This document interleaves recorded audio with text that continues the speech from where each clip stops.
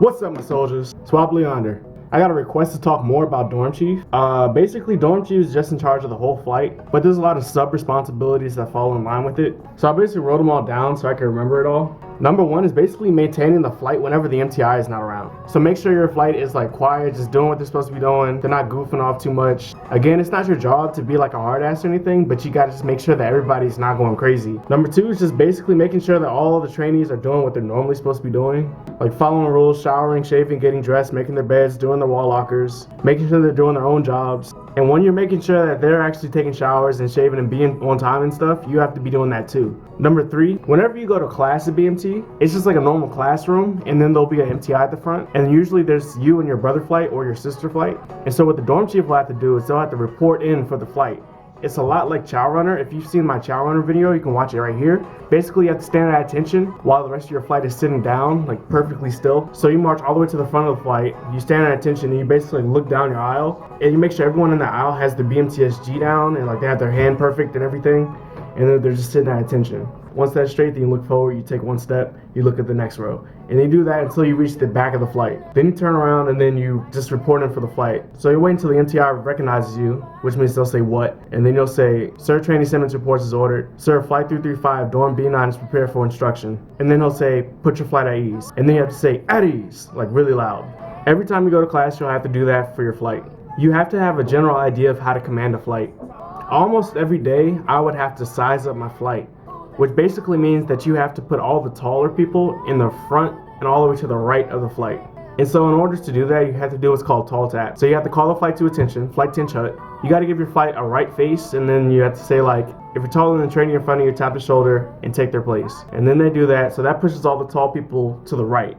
And then you say a left face. So now everybody's facing this way. You say, if you're taller than the trainee in front of you, tap the shoulder and move forward. And so that pushes all the taller people to the front. And so that is just a simple way to do it. And you have to do this almost every day. I'm not going to go into too much detail because it's probably confusing, but you should be able to pick it up pretty easily.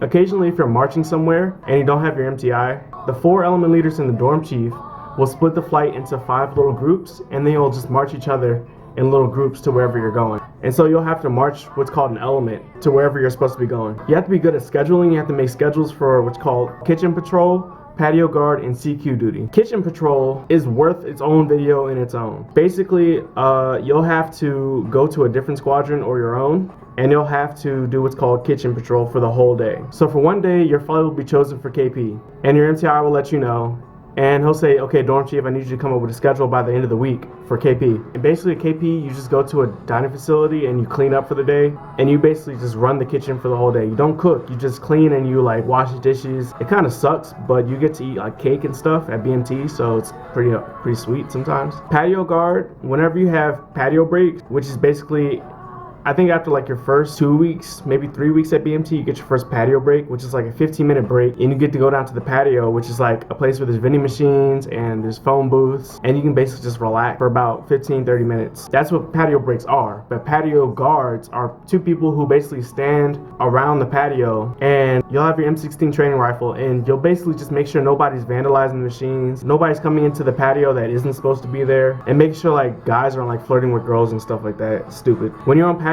guard duty, you're not allowed to actually use the vending machines or anything, so you basically just stand there for like 4 hours. That sucks. So it's kind of hard to get people to volunteer for it, so sometimes you have to just tell people that they're going to do it. And then CQ duty. CQ is basically like the main office downstairs in your squadron where all your MTIs kind of are, and so if you get chosen for CQ duty, you have to clean up all of CQ. You have to get people to volunteer for it. In the later weeks of training, if you're marching and your MTI wants somebody to call jodies, it helps if you know jodies, especially as a dorm chief. It helps motivate people. During chow, you sit at your own special table. It's closer to the snake pit and it's all by yourself. They told me that it's basically so that you can survey your flight and make sure that everybody's eating quickly and nobody's talking. I wouldn't call out your trainees in like the middle of the chow hall, because that's just gonna get both of you guys in trouble. If you notice that somebody's always talking, just try to like keep it on down low, try to talk to them later. And like I said before, you have these things called patio breaks. It's basically a chance for you to wean yourself off your MTI and let your MTI know that you can handle yourself by yourself. You'll get your first shop at run after like the first 3 days to go and buy stuff from basically what's a corner store. After that, later at BMT, you'll have base lives and town passes. As a dorm chief, it's your responsibility to make sure everybody gets back into their squadron on time. So if you have a base lift that's 2 hours, you have to make sure everybody's back by like an hour and 45 minutes. You do not want to have people in your flight who are late because it's not good. It's not good. You want to manage in-house training for SABC, FEST, EC monitor skills, studying, fire drills, bomb drills, all that stuff. You want to make sure everybody in your flight knows what to do. FEST is Foundational Expeditionary Skills Training, which is basically using a rifle, doing different types of techniques with hitting people. SABC is Self-Aid Buddy Care, which is just like first aid care, like emergency care, tourniquets, bandages, stuff like that. Whenever you have free Sundays off, like you want to get your flight in the day room or get people motivated to work on that stuff whenever they get the chance. It's going to help you a lot in Beast when everybody knows what they're doing. And finally, this is the last thing I could remember. As a dorm chief and element leaders, you're all going to get your own binders. Your MTI is going to want you to put in your binder every day a written report on your progress as a flight, and if there's any disciplinary actions that need to be taking place with the MTI or questions that need to be routed up to the MTI. I would suggest trying to keep that to a minimum. I would suggest never putting any type of disciplinary actions in there. You want to settle all those problems within your flight.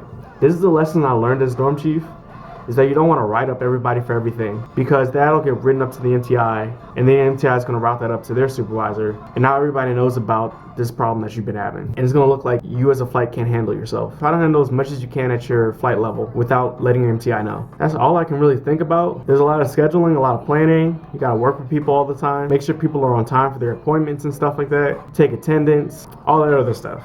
This is why a lot of people don't want to be dorm chief. It's because it's a lot of responsibilities, a lot of weight to put on your shoulders, but it's worth it once you graduate and get that honor grad ribbon. Thank you guys for watching. Make sure you like this video. Got any questions, leave them down in the comment box down below. Make sure you subscribe to my channel. I put up videos every week. Thank you guys for watching. Peace.